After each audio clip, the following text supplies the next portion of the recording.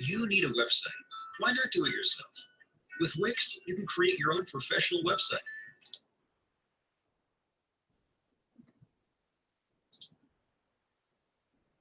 You need a website. Why not do it yourself?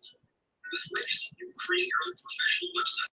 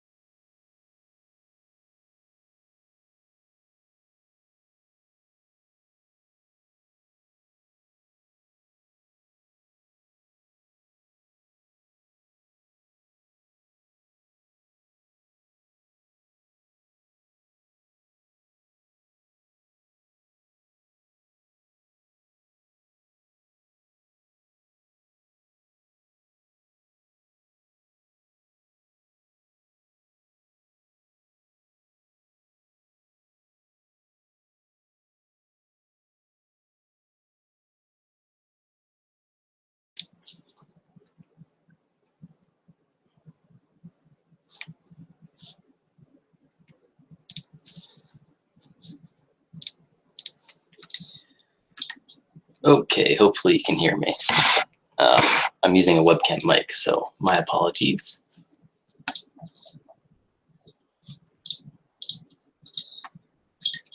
Okay, hopefully you can hear me. And you're going to hear an echo in about 10 seconds, but that's fine. All right, so I'm just going to start at the top of the question. Actually, let me bring them over here so you guys can see. All right, so best printer under 200 besides Monoprice. Honestly, there isn't one. The Monoprice is the only one under 200 that I would ever recommend getting. Oh, this is going to get trippy. Hold on. I'll put this back. Yeah, so Monoprice is the only one under 200 that I would ever recommend. There are a few others that are like 300 to 400 that I'd recommend. The PrinterBot Play, the actually I got them here. PrinterBot Play is pretty good for 400. The Folgertech i3 is decent for 280, but it will require a bit of tinkering on your end. And also, going along with the next question, the most durable printer you've encountered is also a pretty cheap one, the Trinus 3D printer. Basically uses 3 like lead screw linear guide assemblies. So yeah, pretty rigid, pretty nice design. It's only 400 bucks, so pretty nice. When did I start printing? About 4 years ago, 4.5 years ago. My first 3D printer was the Cube 2 Up. I got that in, I think, March of 2014. So, oh, that's only 3 years ago. Well, whatever. My first print ever was a Cube. Yeah, not too exciting. Good 3D printers around $100. No, there aren't. There are 3D printers for under $100, but they're not very good. I really wouldn't recommend getting them. Honestly, you're better off getting a 3D printing pen and just playing around with that. And then when you're ready to get like a full 3D printer, you really got to go bare minimum 200 for the Monoprice, around 300 if you want to get something with a bit bigger area. But so like the Folgertech, but it won't be quite as well refined. You're gonna have to do some more work on your own to get it up and running. How often do I print? Usually like 2 or 3 times a week. Sometimes more depending on what's going on, or if I have a 3 Cubs order. Was there a print that saved my life? No, I don't know what exactly that means, but not that I know of. Do you leave printers on overnight? No, because it's in my room, but back home in New York I do, because I have a few 3D printers that aren't in my room. I know there's like a slight fire hazard risk, but I mean there is with pretty much all electronics. I'm more than comfortable leaving my printers going overnight. Leaving a new printer that I just got overnight, like the Monoprice, I probably wouldn't do so until I got like 1,000 hours on it. But yeah, I'm not too worried about that. You can always build a fireproof container if that's your concern. Biggest print disaster. I did have a 3D Hubs order that consisted of about like 15 builds that were each about 15 hours long. Luckily, only one of them failed, but it failed pretty early on, and I left that running all day while I was at work, so I came home to a big pile of spaghetti. So after that, I actually hooked up my webcam and VPN'd into my computer so that I could constantly check on the prints while I was at work, and in case they failed, I could cancel them remotely. Your best print. Actually, I recently just did the Walt Disney World Cinderella's Castle, and that one came out really good. It looks awesome. And I actually did a coat of like gray primer on it, and that just made it look way better. I don't have any pictures of that, but I can possibly get some. My favorite print, kind of the same thing, I guess. I really like those huge architectural prints. Like I actually just did the Eiffel Tower the other night, and it's a bit stringy, but it came out really good. I'll post some pictures to the Instagram later today. How many things have I printed? Hundreds, more than I could count. Probably at least like 300 unique things, and then, I mean, hundreds, if not thousands of parts for like the Eclipse 3D printer. What software do I use? I mostly use Autodesk Inventor, which I can actually boot up right now. And then I use Repetier Host with Cura for slicing. So Repetier Host, obviously, this is like the most popular one other than maybe Simplify 3D. And then I just use the Cura engine slicer in there. I've just found that to work best. Slicer has a bit more customization, and oh, Slicer Prusa Edition, that's new. Yeah, Slicer has a bit more customization to it, but I found with more like architectural models, Cura just seems to print better. Not exactly sure what the difference is, but there's definitely a difference there. And then Autodesk Inventor Professional is what I use for my CADing. It's pretty powerful. I do want to get over to using Fusion because Fusion just has a lot more you can do. It's cloud-based, so you can pretty much download like all sorts of plugins and stuff to help you out. But for basic engineering, Autodesk Inventor is pretty good. For any like organic modeling or like I guess more artsy modeling, Autodesk Inventor would be terrible. But yeah, for engineering stuff, it's pretty good. No complaints. Let me close that. My favorite printer, besides the Eclipse 3D 2, would have to be the Zortrax M200.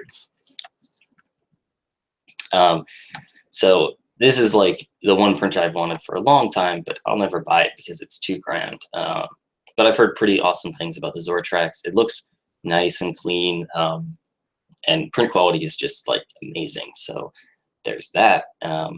Plus, it is technically only $2,000, which is still a ton, but it's way less compared to like say the Ultimaker, which I did want for quite a while until I actually used one at my last job, and it was pretty good, but it was not all that it was hyped up to be.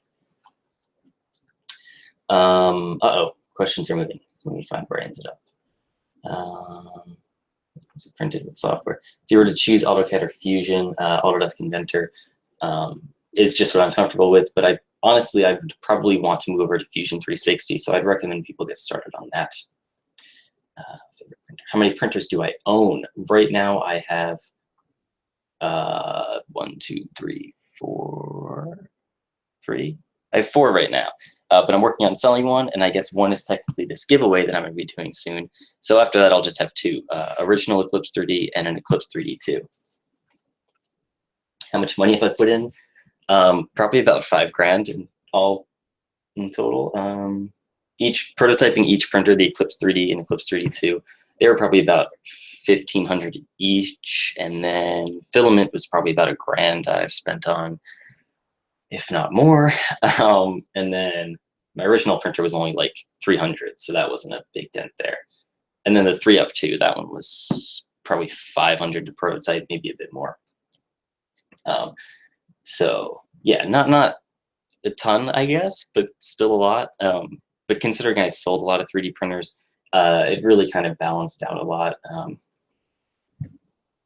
So I made a lot of the money back that I put into it, is what I'm trying to say. Hello, Andrew. Hi. What is my major? I'm a computer engineer at Northeastern University, and I'm also minoring in mechanical engineering. So basically for robotics stuff. What 3D printer do I want the most? Zortrax M200. Do I have a job? Yes, actually, at Northeastern, they have a co-op program. So you basically spend 6 months at work and then 6 months in school. So right now I'm working at Amazon Robotics in North Reading. And that's pretty awesome. I love it there. Do you prefer soup or salad as your appetizer? It depends on the soups. If there's a soup I like, I'll go with the soup. Otherwise, default is like a Caesar salad. What do I think of the i3? I think the Prusa i3 is an awesome printer, especially the Mark II that just came out. I would definitely say it's overhyped a bit, but I mean, that's mostly because they've just done a fantastic job at marketing the printer. It still puts out amazing prints, so I'm not going to knock it there. My only complaints would be that it still uses 3D printed parts as like the main structure of the construction.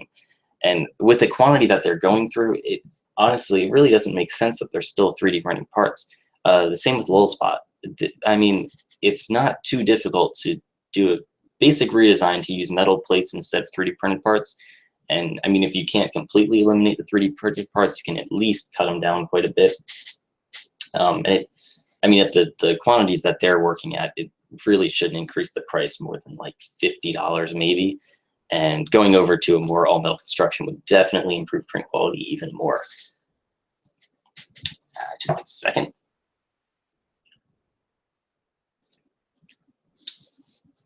will I be making an Eclipse 3D Mini? I have thought about that quite a bit. And honestly, if I get bored one weekend, yeah, I may as well just design a mini Eclipse 3D. But will I build one, test it, and sell it? No, probably not. Unless there ends up being like a ton of demand for that, I don't think I will. But mostly because it wouldn't really be too much cheaper than the Eclipse 3D 2. If I went down to like a 6-inch cubed build area, I could maybe cut 100, maybe 200 off the price, but it would still be like a $900 or $1,000 printer. And in that price range, I think most people would probably go with the Ultimaker Mini rather than the Eclipse 3D 2 Mini. Hey, Bryant. Wait, oh, I got lost. Whoa, everything's jumping. Okay. Hero 101 is the cheapest and it sucks. Yeah, basically, as I was saying, $100 or less, you're not going to get a printer that works well. Have you seen the Obsidian by Komada? I've heard of that. Drama. Oh yes, this is the new one on Kickstarter, the super cheapo one. Well, I can't say anything about it. It looks pretty nice, and for $100, I mean, here's the thing, they have to be cutting costs somewhere. You can't just release a printer for $100 and it's going to be amazing and all that stuff. Oh, 49 for early birds. Wow. Yeah, so I mean, I can't say anything about it. It looks pretty. I like the renderings. It looks like it's a nice design. The rollers for filament that's pretty stupid, but whatever. Hopefully it doesn't fall off there. But yeah, that's about all I can say about that. I mean, it's so cheap that you might as well just buy one and find out, I guess. But I personally can't recommend that. If you go below 150, you're asking for trouble. Yes. Honestly, below 200 is probably asking for trouble too. There might be a few in that range that work, but why are we looking at a Folder Tech Prusa? Oh, because somebody asked about the Prusa i3, what I thought of it. What is the best way to reduce strain on a Bowden extruder? There's a few ways. You can get these little clips. Let me see if I can find them real quick. That basically pull up the little coupling that holds your PTFE tubing in. So here, like this. So basically it goes around that little black collar that holds the PTFE in, and it will pull that collar up so that it's constantly under tension, and that helps quite a bit. Other than that, just the simple stuff, reducing temperature if you can, increasing the retraction distance, and if you use something like Simplify 3D, you can have it wipe on retract, which would help a bit. So retract is manufactured in your company. Well, you live in a good country then. Okay, I want to build another printer. You can make it 3 up and remake the frames so that there are 2 printers in 1 unit. That is actually something I've been thinking about for a while, and there's actually a printer that came out like that. I'm totally blanking on the name. I think it's like the BSN Sigma, I want to say. No, that is not it. Somebody help me out. It's something Sigma. Oh, here, BCN 3D Sigma. So basically, it's like a pretty awesome, pretty solid 3D printer that has 2 print heads that are independently controlled. So what they use it for is for like support material and stuff, dual extrusion, where you don't really ooze onto your printer or onto your print job because the one head moves out of the way. But you can adopt the same concept to basically print 2 identical parts at the same time. If you wanted to print 2 different parts at the same time, that would be really difficult because you'd have to have like 2 separate XY gantries. And unless you just put 2 printers next to each other in the same frame, you wouldn't really be able to do that. But yeah, so this is a pretty awesome printer. My favorite filament is gotta be Hatchbox. I did try out the ColorFab PLA PHA, and it printed all right. It definitely needed much better cooling than I could handle at this moment. But honestly, for I think it's like $50 a kilogram, it's really not worth it unless you need that extra strength in your PLA. But at that point, I just recommend getting ABS and upgrading your printer to print that. But Hatchbox filament is, I've never had a problem with it. A few people said they have, but I've gone through 2 to 3 dozen spools of Hatchbox, never had an issue with it. It's only clogged up my filament when I've run a ton through without like a cleaner on the outside, and I leave my filament out all day, so it gets dusty. So that's honestly my fault because it just got clogged with dust. But the filament itself has never failed me, and it prints really well. The colors are vibrant. The only issue is getting it, because it does like to go out of stock all the time or get super expensive. Like, yeah, so now a lot of stuff's out of stock. You can get green and white ABS and whatever. I mean, this stuff will come back in stock as time goes on, but it's sometimes a pain to get if you need it right now. Obsidian is from, oh, the Trinus people. Okay. Well, that is good then. From what I've heard, the Trinus is like a really solid printer.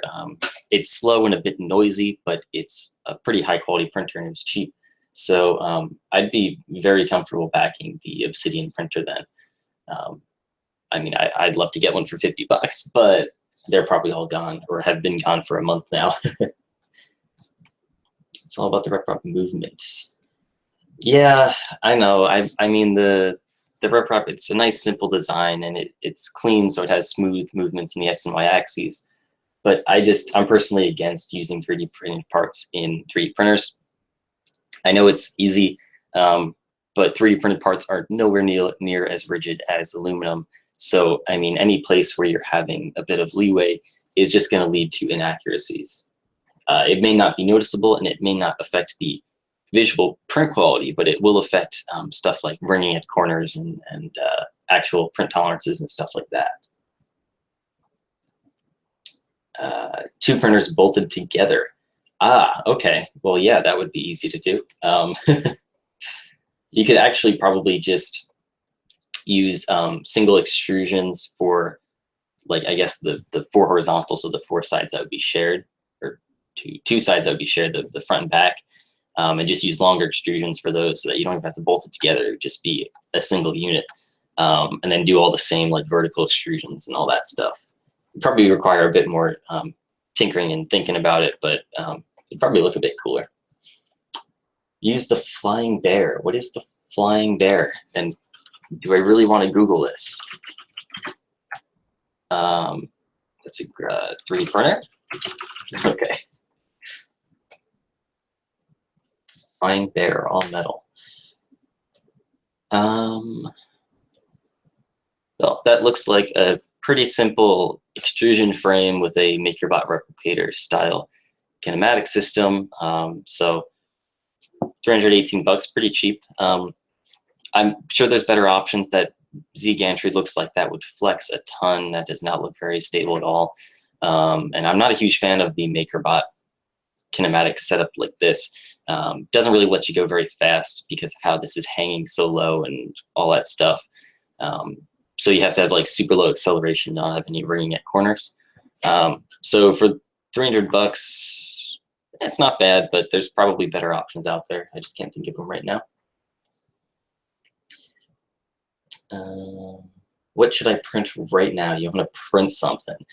Well, it depends how long you want to print for. Also, I'm going to wrap this up in a few minutes, guys, just so you know, so get your last questions in. I do have a collection here of Eclipse 3D prints, just prints that I want to do on my printer. They're a bunch of random stuff, some's pretty cool, so I don't know, maybe one of these. I'll post this link in the comments in case anybody wants to print something from there. Have you done much printing with PETG? Yes, I've done a little bit, but not enough. Yeah, I haven't really been able to test the strength of it, but as far as printing goes, it printed pretty smoothly. Had no troubles warping or anything. It printed just about as easily as PLA. So, I mean, that was pleasant. And as long as it's, I guess, slightly stronger than PLA, it would be worth it, considering it's really no more expensive and no more difficult to print. But yeah, so don't know much else about that. Go to 2 separate printers because of vibrations. Yeah, that's true. With a 3-up, it does vibrate a bit just because it uses, well, the one that I made used cheaper bearings. If you get better bearings, the vibration will be much less. Obsidian will be launching mid-June. Well, I'll have to check Kickstarter every day then, because I would love to get one of those for 50 bucks. Looks like the Hypercube. I guess you mean the Flying Bear? Not really. I mean, I guess when you start designing 3D printers, you start to see all the little nuances that make them all different. So yeah, I would say this is nothing like the Hypercube, other than the fact that it has an extrusion frame. But the kinematics is way different, even though they operate in the same basic fashion where you have the separate drive for the X and the Y axis. Actually, wait, the Hypercube is Core XY, I believe, so that's not even the same as this.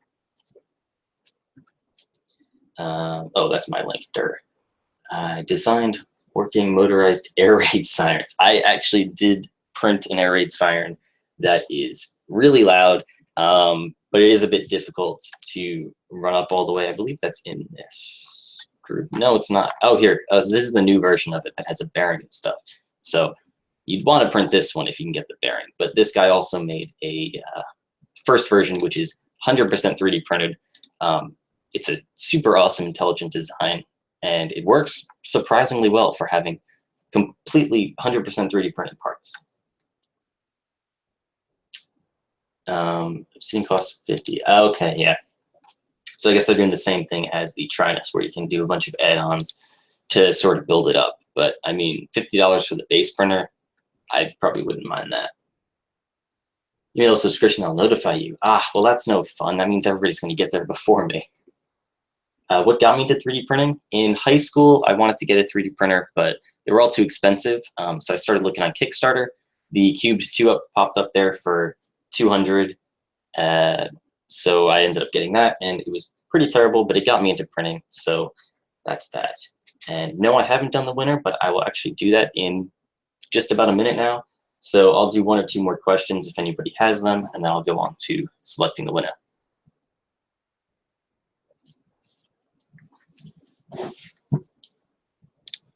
Oh my God, too many pages. Where? Aha, okay.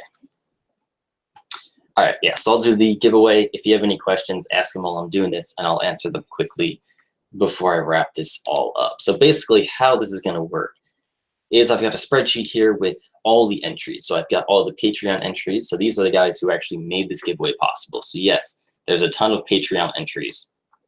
But yeah, they were the ones who supported my channel and helped to fund this giveaway. So they account for about half of the entries here.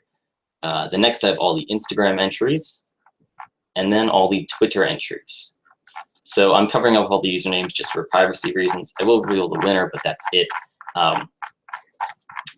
And also, I just do have to put a quick disclaimer in. My parents actually did support my Patreon. I didn't ask them to, they just decided to.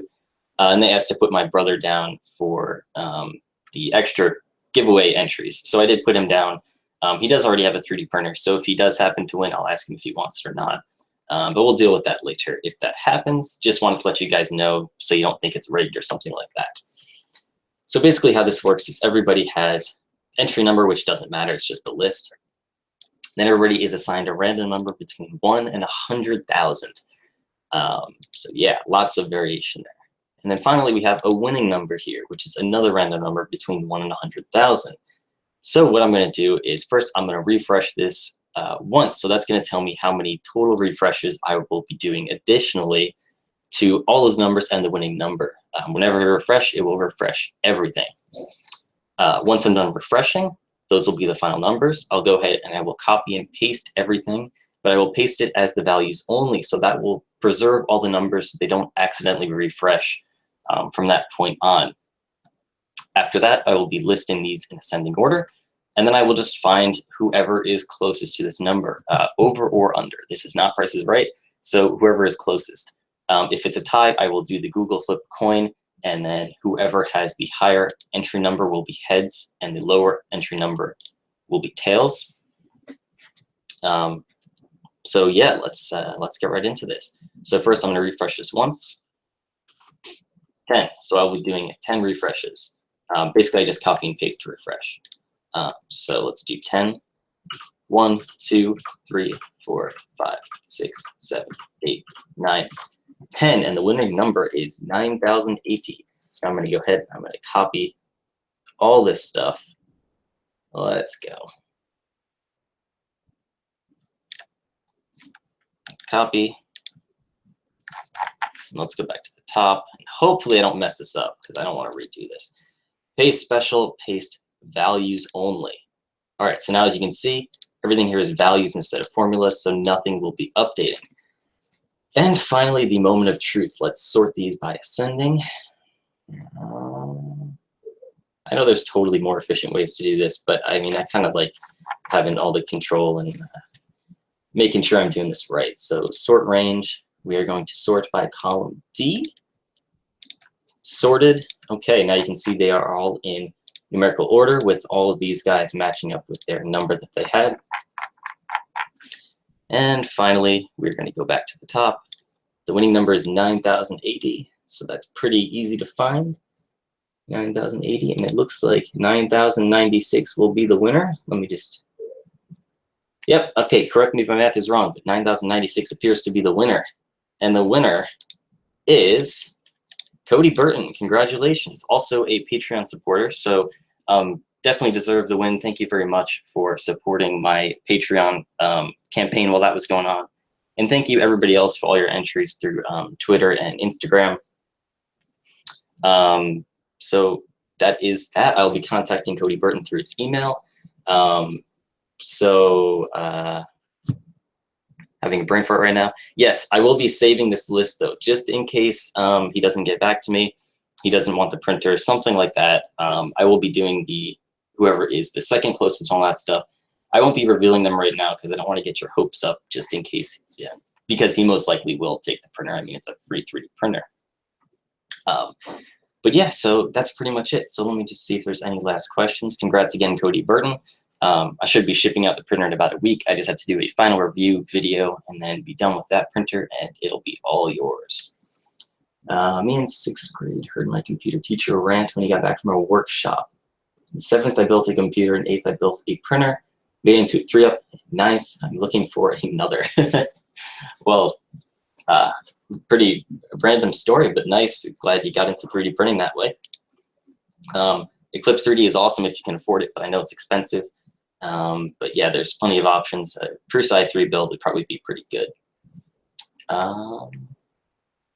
Yeah, so that's pretty much it. I guess I will wrap up this stream.